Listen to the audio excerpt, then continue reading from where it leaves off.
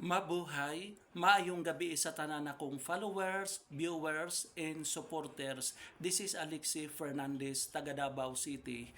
Guys, since yesterday, July 27, and even up to this day, my heart is rejoicing.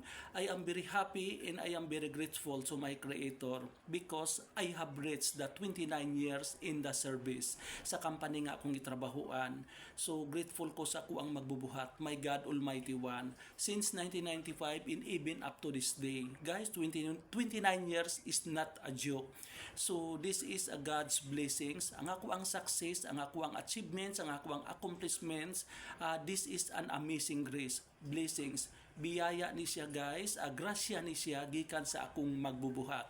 So thankful ko sa iya ha kay para sa ko ang pinaka-exciting moments nako, pinaka-grateful, pinaka-achievements nako is the people that I have met. Ang mga tao nga akong na-meet guys, natabangan akong trabaho, na serve na ko sila, come and go lang pod. Na ay nawala, na ining abot na apoy nawala. So ang tanan guys, panalangin ni siya sa ako ang Creator. Wala ko dapat ipagmalaki. I've always put humility in my heart. I am so humble. Thank you and to God be the glory. God bless everyone.